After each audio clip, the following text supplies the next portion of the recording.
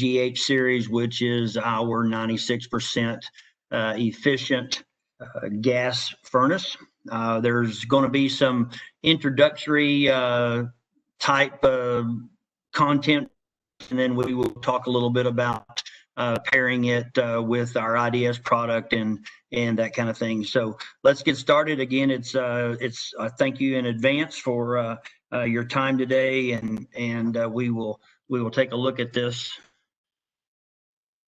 So what we're looking at here is the Bosch three-way multi-purpose type furnace, and when we say that it is a multi-position, it is a upflow horizontal left, horizontal right furnace, but it is not a counterflow. So that's one of the first things that we need to remember about this particular furnace, is that I can't literally flip it over in the field and make it a counterflow application. So that's number one. Number two would be that it is a two-stage gas valve. So when we're talking about a BGH 100, that particular 100 would be the 100% fire. It'd be 100,000 BTUs.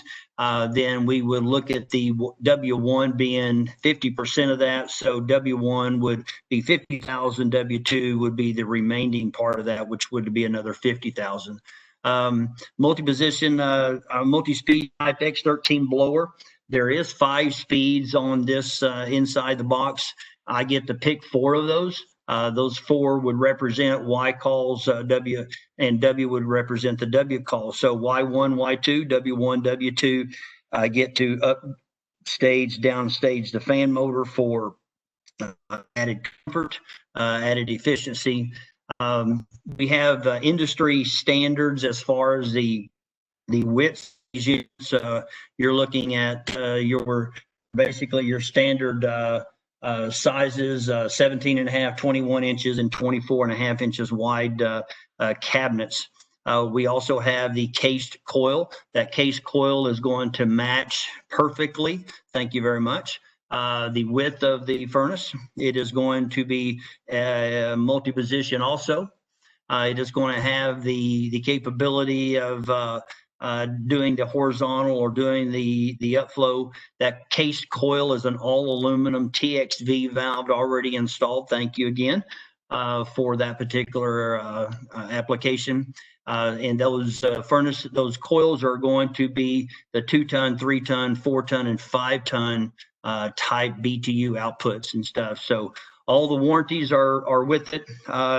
You will notice at the end of this program, the warranty is a registration warranty, so we do need you to install it, and then we need you to push that warranty through the website, registering that product to have the extended type warranty that comes with that. All right, so let's get started on some more screens here, if my computer will work.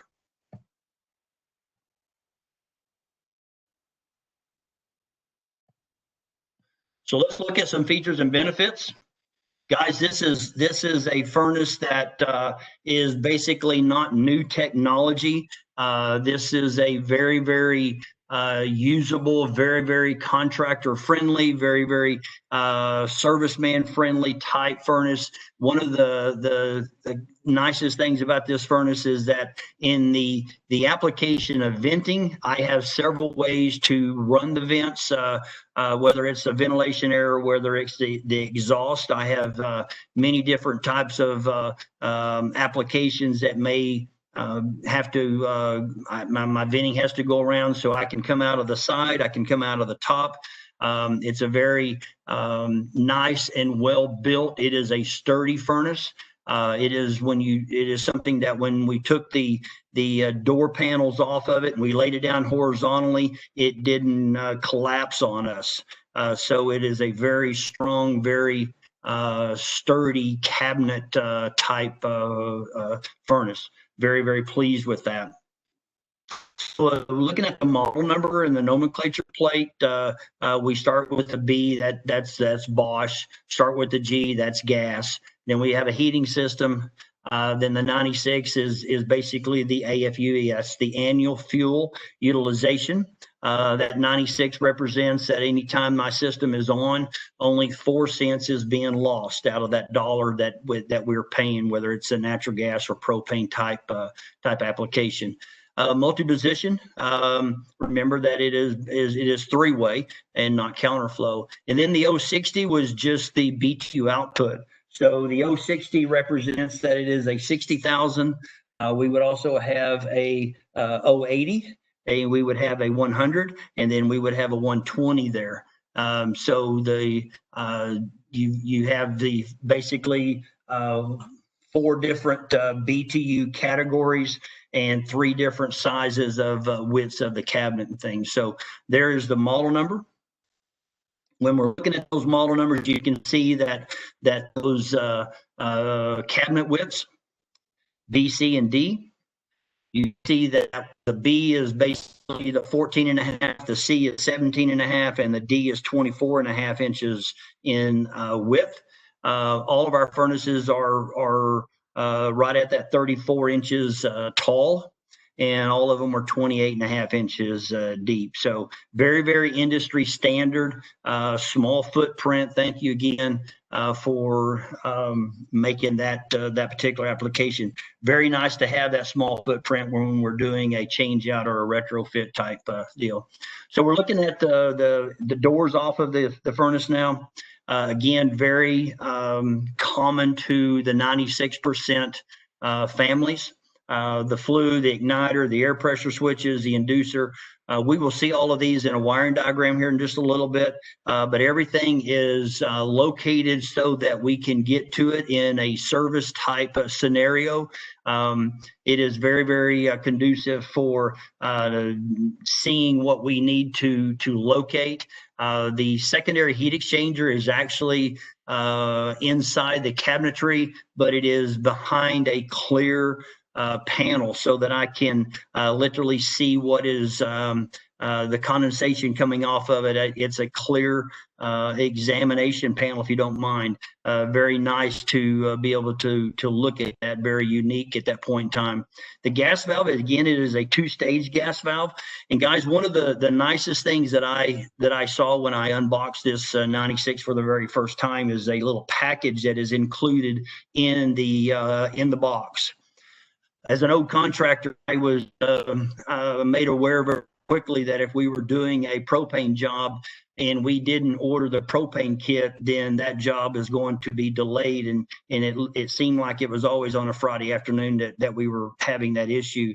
The propane kit comes with this furnace, and that's a very great thing to have, so that the contractor, myself, didn't have to remember to order it or forget it at the shop, that kind of thing, but it comes in the box. So again, very, very simple control board. I have basically 4 relays in here that I can manipulate the fan speed if I'm looking at a dehung type situation, if I'm looking at a changing the fan speeds from a Y1, Y2 using a heat pump, or an air conditioner using the W1, W2. I can change those fan speeds by basically simply moving a wire to another relay, and I get the availability of using those 4 fan speeds out of the 5. Primary exchanger is made from a very high grade of aluminum steel. There is no weld joints in this. It is a tubular style. We've seen this before. It is a very durable heat exchanger. One of the things that we always have to understand is that we do need the correct airflow blowing across this so that we utilize the longevity of what's supposed to be a lifelong type heat exchanger, and we don't damage that heat exchanger just because of a lower fan speed that we're trying to achieve. But we do need to make sure that the temperature rise coming across this heat exchanger is what the book says, and we're needing to adjust that. Whether we're adjusting the BTU output of the gas valve or the CFM output of the airflow, all of that has to be within the regulations of the IOM, the instruction manual. so that we get the longevity that we're looking for and people are paying for. We're looking at the burners and the orifices. You can see that they are not enclosed in a behind a panel. They're easy to see, they're easy to get to, they're easy to clean if we need to. They are on that rail, basically a small wrench allow you to take this off, take the rail off, the manifold rail, change the orifices if we're changing it from natural gas to propane, back and forth, that kind of thing. So it's a very, very, very simple process to look at and do. One of the things that the draft induced motor does, so it allows us to take the air that's coming through the left side of that upflow furnace, and that's the ventilation air. We would look at that air coming and going through the cabinetry and then being pulled into those orifices, into those tubes, so that we get the correct flame, we get the correct mixture between the gas and the air, so that we don't soot up the tubes and things like that. So it's a pull through type scenario for combustion. Again, on a 96% furnace, you're always looking at running a PVC vent pipe, no more Class B metal vent, because we don't have to look at those 425 to 500 range of temperatures that used to be in the old Pilot Light grandpa's unit. So now we're looking at a vent temperature between 115 and 155. The 96% means that we're running a secondary heat exchanger, and we're utilizing the heat that's coming off the primary heat exchanger going through the secondary heat exchanger. And that secondary heat exchanger is actually in line with the air coming through the furnace first.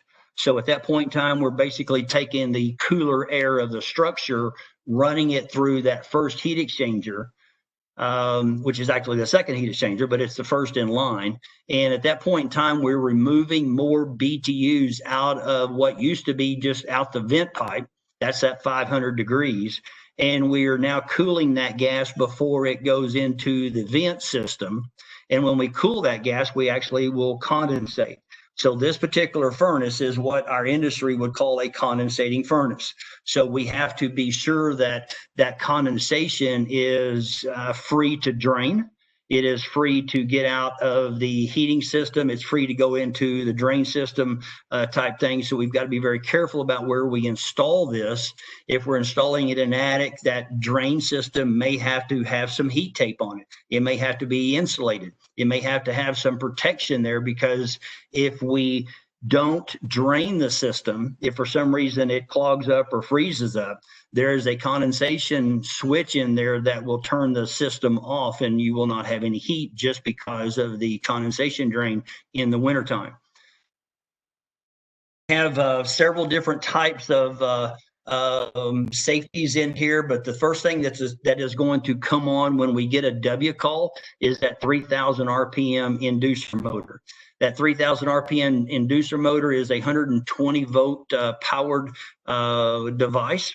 It is going to allow the safeties that are looking for negative pressure, positive pressure. We're looking at making sure that that vent pipe is clean of bird nest and things like that, or water. It is making sure that we have a free passway of the vent system, so that we get the gases from where it's made in the furnace to the outside. So those particular safeties have to be energized through the inducer motor. There is always a 30-second pre-plurge type thing. That is when that logic inside the board is looking at all those safeties, and before the gas comes on to what we would call the ignition system, there's that 30-second pre-purge. So again, it is not an instantaneous. When I get a W call, it starts to work, but it doesn't necessarily fire up. There's always that pre-plurge type system. And remember that we're looking for perfect gas. We're not looking for a mixture that is a problematic mixture that is going to either be too hot and cause some damage to that tubular heat exchanger. It is a perfect mixture between air and gas. And when we get that, we're assuring the longevity of that heat exchanger. So we're looking at that two-stage gas valve. Again, we're looking at the W1 being a 50% of your total. Very, very simple to do. One of the things that the 50% gas valve operates is the comfort level. I no longer have to have a 100,000 BTU furnace when I'm in those shoulder months, and I don't need 100,000. So at this point in time, 50% of that would be 50,000. I get a W call, I come on, and I only get half of that. So no longer am I drying out the furniture. The static electricity, the nosebleeds. There's less of use of a need for a humidifier at that point in time. Because of the two-stage gas valve. The other thing about the two-stage gas valve is this. When Bosch came to the market with this particular program or this unit, one of the nicest things about this is that if I don't have enough wires coming from the controller on the wall coming to the unit, let's say I only had 4, I don't have to run another wire for W1 and W2. This particular furnace has the capability of seeing that W1 call. And if I needed to have a single call, but yet a two-stage gas valve, I just manipulate a dip switch on the board and it looks at a runtime of W1. And once it hits the end of that runtime, W2 comes into play and satisfies the thermostat. So that's a really nice benefit and feature that we have on this particular unit. Again, saving money on the install, saving money to the end user for myself not having to run that extra thermostat wire. Intake, that is where we're going to get the air for the combustion. That particular fresh air intake is on the left-hand side of an upflow furnace. At this point in time, you're looking at a 2-inch type PVC pipe. That may need to be increased depending on your ventilation requirements and your length of run and that kind of thing. It may need to be increased to a 3-inch. So again, left-hand side, upflow, there's your intake for combustion. On the right-hand side is where the bad gas is. That is where we're going to have to extend that particular pipe to the outside. And to the outside is a very critical situation. It's never in a attic situation. We just don't dump it in the attic or dump it underneath the house. It is always to the outside. And when we get to the outside, then there's some requirements at that point. Never underneath an open or operational window, so that if we're expelling the bad gas and somebody's opening up the window, then we've got issues and things at that point in time. So that is always the contractor's requirements to make sure that the bad gas is exiting to the outside safely and correctly. The HSI is a 120 vote, not a 24 vote heating element. So at this point in time, the inducer draft motor is on. We've got that pre-purge type scenario going on. You may hear a little click if you're right there by the unit. And at that point in time, 120 volts is coming toward the HSI. That HSI is a single point igniter. It is not a ceramic type glow plug that we may have seen in the past. One of the things that the problem with the glow plugs was that they had dirt on them, or maybe somebody had inadvertently touched that, and the oil off their skin, the dirt from the air would cause some overheating at that point in time, and they would crack. This particular HSI is a very durable, very long-lasting type heating element, and it's going to basically get up to a temperature probably around the 900 degree mark. and at that point in time, it is going to what we would call like the burner, or like the pilot light situation, and then the crossbar is going to take that flame from the one burner to all of the other burners, and at that point in time. So again, the HSI is 120 volt ignition. The door switch is on the front of the cabinet, and the door switch is that particular switch that is stopping the L1 voltage from coming from your cord or your plug-in to the board. And that particular L1 is the safety switch. If that safety switch is opened up, that means the door panel is off, and that means that the system is not going to run or operate or give the board any lights at that point in time, because that switch is open. The door is basically a clip-on at the bottom, 2 screws at the top, doors, so that we mash in that door switch. Very rarely would you need to operate this system, only in a test mode type situation, only when the serviceman is wanting to see what's going on. You would manipulate that to make the unit run without the door switch. Many times the homeowner is sometimes having to open the system up, maybe to change a filter, that type of scenario. Chances are the contractor is going to set this unit on a filter base, or use the filters somewhere else in the ductwork on the return side, and the homeowner never has to open up the cabinetry, because nothing is going to work. There's no lights going to be illuminated on the board without this door switch being closed or basically pushed in. We do have some safety switches, basically some temperature switches that are going to take temperatures and monitor that and open up if we get above that temperature. These are automatically reset temperatures, and so when we say that it is invented for life, we're looking at something that switch, that little temperature switch, is going to be there for its safety. And each one of them has maybe a different temperature range on it, but they are going to operate when they get above the temperature, and then they should close when they drop below that temperature. But again, they are safety switches. So when you're looking at the wiring diagram, you're looking at the 3 limits, and the 3 limits are basically a situation that a limit looks at what's going on, and then it either opens and allows that system to shut off because of a temperature differential, or it allows the system to work.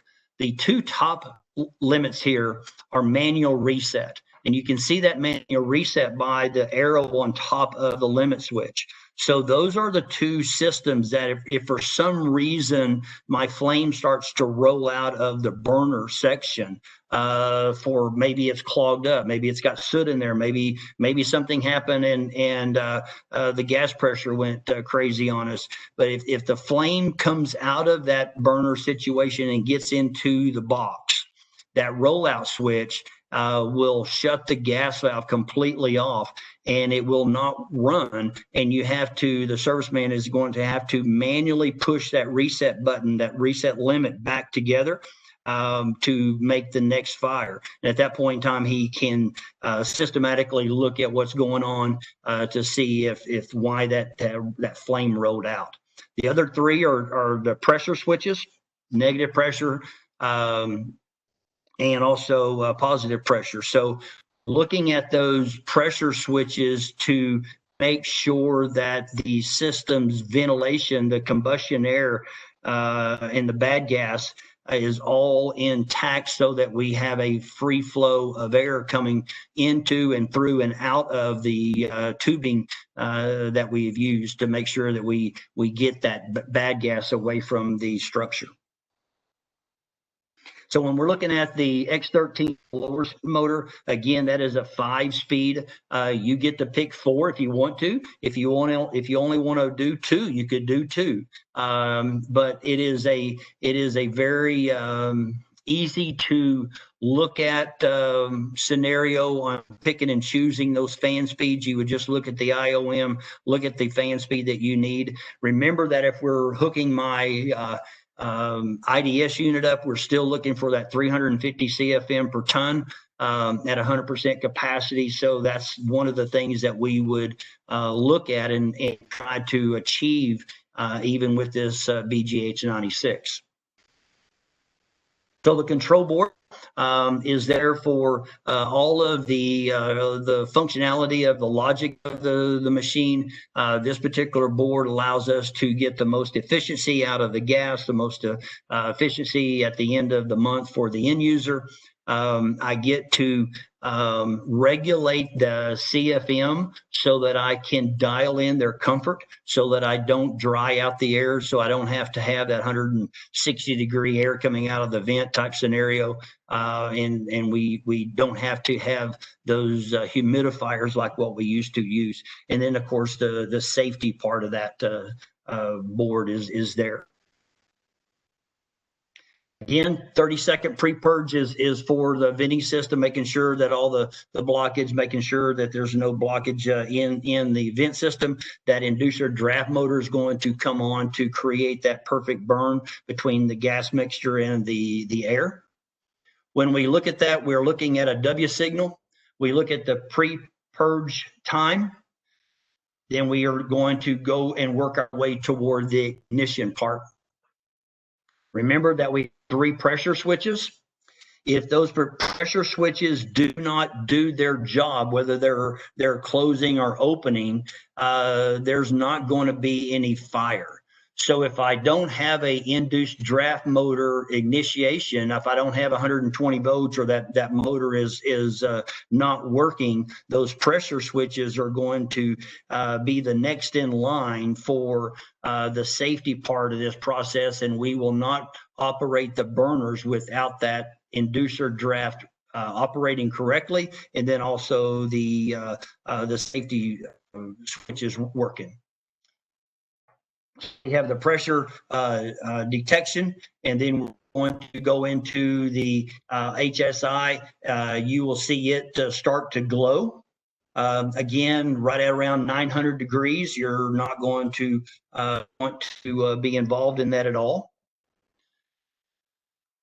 That particular process is about a 17-second item to come on fully, and then you will see the burners start to light, and basically the burner, the ignited gas is going to go across the ribbon of the burners, whether they're 3 or 5 or 6, and you will see that. That's one of the things that we have to make sure that if we take the burners out of the furnace to maybe change the orifices for the gas furnace, make it from gas to propane, we have to get that ribbon back in alignment so that when the gas flows from one burner to the next burner, there's not a delay at that point in time. The gas is going to run through one side all the way through the ribbon, and then you have the ignition. Opens about 4 seconds after that particular what we would call the pilot stage of that. Remember, if we're in a W1, that gas valve is going to be at 100 or at 50% capacity. Fan motor is going to come on whatever speed you're using for W1. Back to the nomenclature. Our system basically is a 3-ton, 4-ton, 5-ton scenario. We can downgrade the fan motor to give me that 2-ton capacity. And we also, again, have the 3 widths of our furnaces, 17.5, 21, and 24.5 inch. 4 different BTU ranges, 60, 80, 120. And again, we are an upflow or a horizontal furnace only. And then we have that fan motor that basically is a multi-speed fan motor, 5, you pick 4 of them. So when you're going to match our system up to the case coil, We have those case coils that are basically what we call the BMA, and we have it from a C cabinet. We have it from the 24 to the 30 range, and we also have the capability of the 3 different widths that we need, from the 17 all the way up to the 24.5.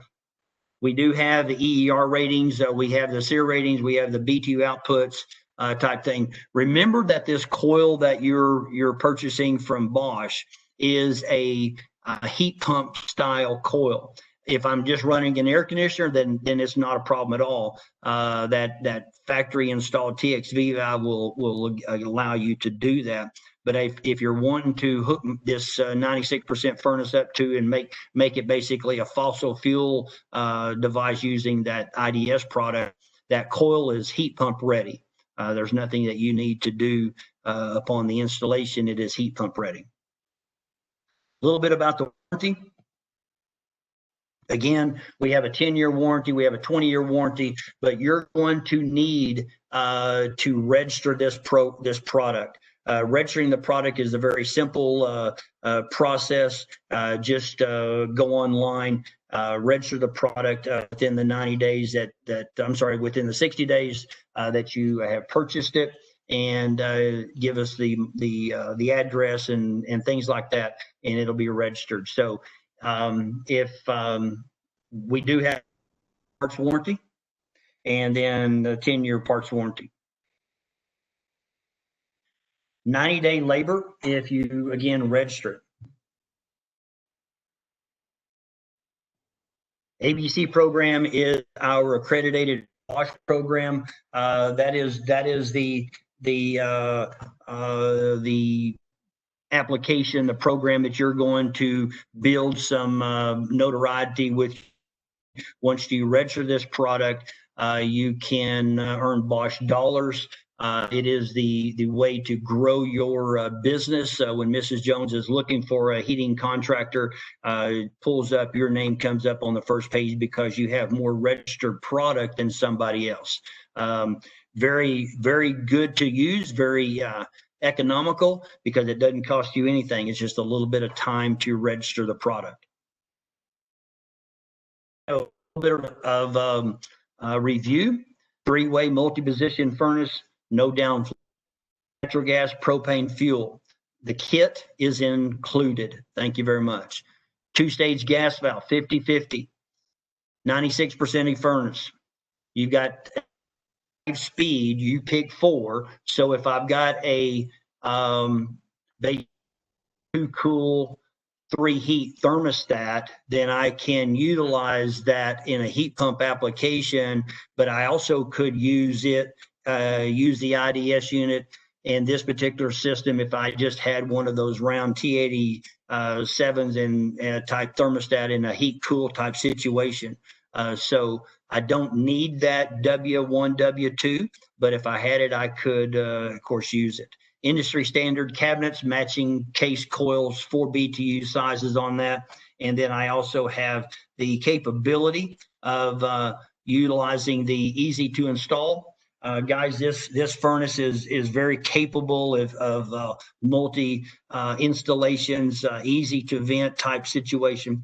And it is a furnace that we have seen and very, very easy to service.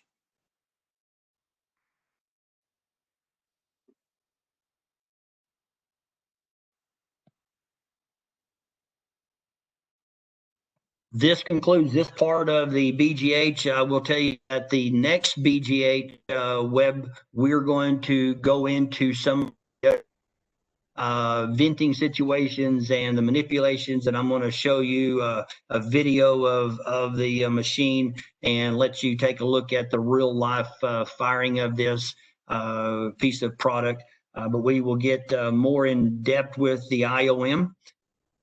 Some things that we have come across, whether it's a service issue or a product issue, things like that. One of the things I'm gonna go back, if you don't mind, I'm gonna go back to something and basically make sure that we show you something right here. If you notice on this wiring diagram, The wiring diagram is it's a very, very useful paper. Okay. This particular machine is a polarized voltage machine. And you're like, okay, Fred, what is that? When we're looking down here at the bottom left-hand side of this, and we're seeing a neutral, and we're seeing an H, and we're seeing a ground, those particular items are in that, we would call it a whip, that cord that is coming from your plug coming toward my unit. Those particular three wires are ground, neutral, and hot. Okay. L1, neutral, ground. Most of the time, we would color code those particular wires. Green would be ground, white would be your neutral, black would be your L1. Okay, but we have to make sure that the L1 and the neutral are basically going to be correctly wired up into my junction box that is inside the unit. So you can see here from the wiring diagram that L1 is that wire that is going to go through the door switch. If for some reason I have neutral going through that door switch all the way to the board, you're going to get a flash on your board, and it's basically going to be that flash that says your system is not polarized, okay? Meaning that we didn't measure the voltage between the white wire and the ground and the black wire and the ground. So I really am kind of afraid to say that it's always the black wire going to the whip going into the black wire of the unit. That's not going to change. It is going to be your whip that may have to be changed because of maybe somebody switched it on the cord. Maybe somebody switched it at the breaker box. Don't know that. But again, we have to have L1 going through the junction box to the black wire of the unit so that it goes through the door switch as L1 and then goes to the board as L1. If I'm installing this in the summertime and I'm not paying attention, it'll work. The blower will come on, the air conditioner will come on, the IDS unit will come on. But when it comes to the heating season and I haven't looked at it in a maintenance program or hadn't looked at it type scenario, this furnace will not fire up as a gas furnace because it is non-polarized. So again, be very, very careful of the installation process of that. So I thank you very much. It's been an honor to represent Bosch today. It's been an honor to show you a little bit about the BGH. We've got some more classes coming up, and Elaine can tell you about that.